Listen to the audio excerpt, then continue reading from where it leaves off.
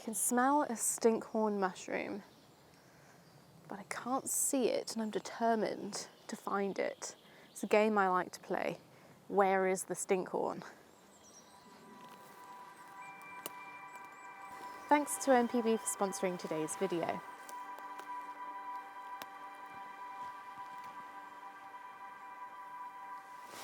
It's not looking particularly good, but oh boy, that stinks. I seem to have that end of spring dip in energy and motivation, which is weird because I love summer. I love that the days are longer. I love that everything is so green again. But I think spring is such an explosion of subjects and colour. It's such a fast-paced season, you know, it comes and then it goes, that by the end of it, you're kind of dazed and thinking, right, well, what next? I think a lot of photographers do struggle with summer photography because everything is green and everything looks the same, but there are still photos to be had. I just feel that they're a bit more subtle, especially in the forest, and therefore maybe a bit more challenging to find. Now, usually when I'm in the forest, I keep my mind open to photographing anything and everything, anything that catches my attention. But I think today, I'm going to give myself a prompt to work with to build some ideas and inspiration. Oh, my shoelace is untied. Now, my prompt is quite simple and probably very obvious as they have taken over the forest floor. Ferns. So today I have two lenses that always go in my camera bag when I'm scouting or looking for inspiration because they're very versatile. We've got the Sigma 105mm macro lens and my Nikon 24-120. I do think that I am going to utilise the Sigma macro lens more than the Nikon lens today, and I think I already do regret not putting the Laowa lens with a 2x magnification for that extra reach, but I'm going to remind myself now, Courtney, today is not about the technical process. It's not about being perfect. It's not about getting portfolio-worthy images. There's no pressure. It's just chilled exploration. It is seeing what sparks curiosity in my photography.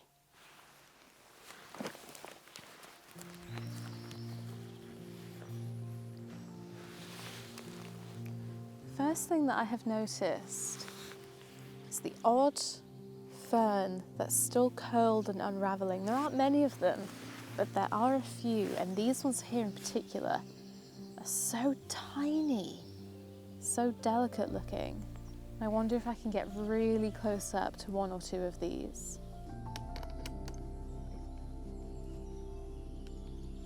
So it's quite a cloudy day, so we don't really have much light coming through, and there is a breeze, so our ferns are shifting. So I'm having to hike my ISO up quite a bit in order to get a faster shutter speed to freeze this curling blade.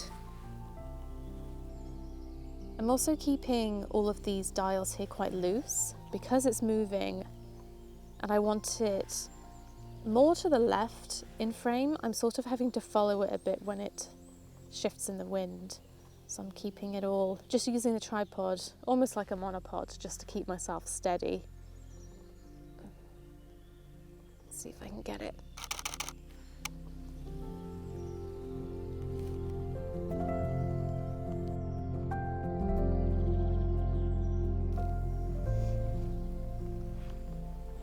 Quite literally, about 3 or 4 steps away from our first image, I think I have found a second one. So this rolled up fern here has caught my attention, and to me this looks like some sort of mythical creature, and bear with me, I'll try and explain. It's sort of not easy to see. This bit here looks like a head and neck to me, quite small, and perhaps these blades here are scales or feathers. This rolled up blade here looks like a leg, sort of crouching, as though it's ready to jump or pounce off the top of this fern, and then this long blade here looks like a long tail.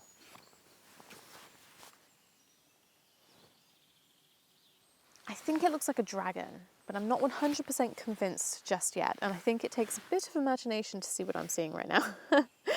I'm looking down at it slightly because at this angle I get that tail in at the back, but I'm not convinced about the angle that I'm shooting this at. I think this is really difficult to get across what it is that I'm trying to communicate.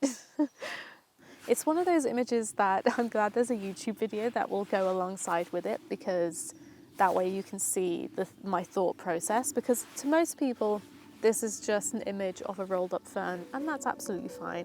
But I personally see something very magical and very mythical.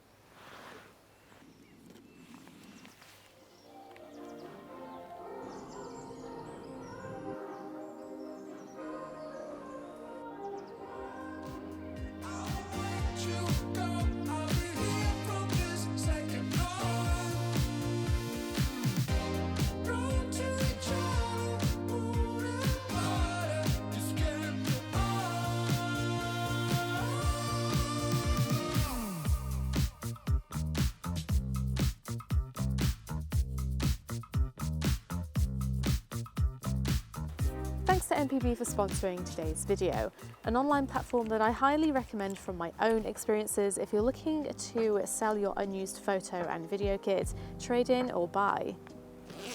I remember when I was afraid to buy used kit for my photography because I just presumed that everything was going to arrive in such awful, unusable condition. But that's not the case with MPB, and now half of my kit is used. Now, admittedly, the reason why I started to buy used kit was because it was so much cheaper than buying new. But after a while, I realized that it was also so much better for the planet as well. I mean, they're designed to last a very, very long time. So it was great that I could pour life back into usable, perfectly good kit, and that I could also pass my kit on to other people as well, so that it didn't end up in landfill. Or replacing kit, because some of us are really clumsy. Although I haven't broken anything this year. I did lose one of my DJI mics in Iceland, I think, at Vesterhorn, but otherwise nothing has broken so far this year, which I'm very proud of. So I'll leave the link for MPB down in the description box below for you to go check out, and thank you once again MPB for sponsoring today's video. The moss is just so dry and crispy. We haven't had a good amount of rain in quite some time now.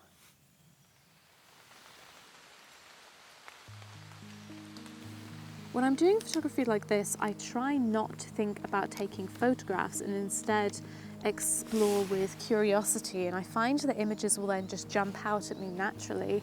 If I try and force it, I somehow become blind to absolutely everything, and then I'll come away with nothing. Not that you must come away with something, you don't need to take tons of photos on a shoot. It's not a competition as to how many images you can take. In fact, I prefer to shoot less because it means that I have less to go through when I get home, meaning that I don't have to spend so much time at the computer.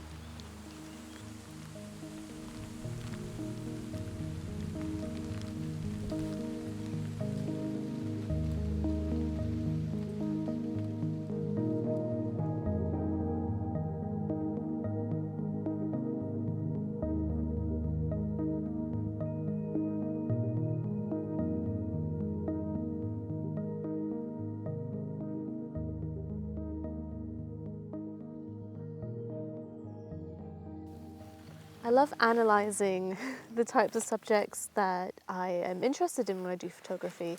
I tend to apply other meanings to subjects. Like a fern is a fern, but a fern can also be 100 other things as well if you are imaginative enough. And what we have right here is unconditional love. We have this heart shape, but it's odd. It's wonky, but it still fits together. So I guess if you're a sentimental person, you could, come up with something like two people who maybe aren't perfect can still come together as one. I don't know, there's something there.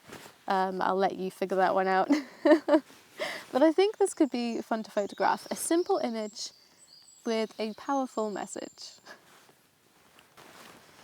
Right, let's figure out a composition. So if I go sort of eye level, the background is very boring.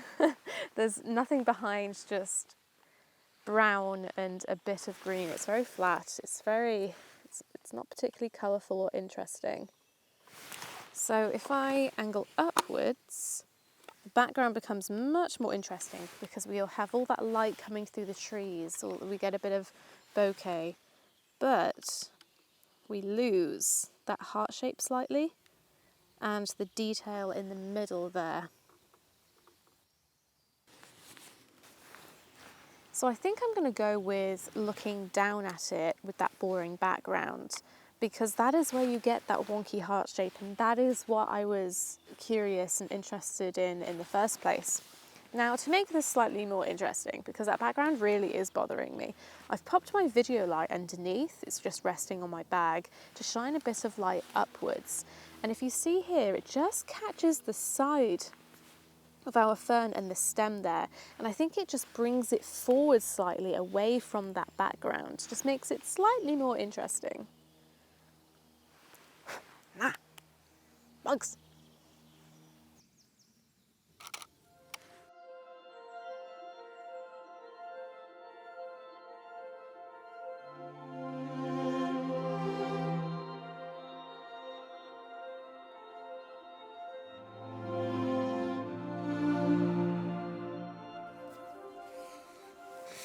I spotted another elephant fern. It's not as good looking as the one we took the other day. That photo, I really love that photo. But next spring, I would love to collect a herd of fern elephants. So I'm actually going to put a reminder in my phone, I think, for next, maybe mid-March, to remind me that the elephants are coming. When I get this notification next year, I'm going to be momentarily baffled by it, thinking, what on earth does this mean? And then it's going to click and I'm going to get really excited. You know what? I feel pretty good after today's shoot. I feel quite satisfied. And I always feel really silly after I get a bit moany about, there's nothing to photograph, I'm stuck for motivation, because when I actually do get out and just relax and enjoy the location, it's fine. I come away with ideas, inspiration, sometimes photographs, and I don't know what I was stressing about to begin with, really. There's a fern there. There's ferns everywhere. I am going to head out now, because now that we've had a tiny bit of rain, the temperature has dropped quite a bit and I'm getting quite cold. I also ran out of snacks, and snacks are important. So just want to say, oh, another stinkhorn. Surprisingly can't smell this one though. Thank you so much for watching today's video, and I guess I'll see you next time.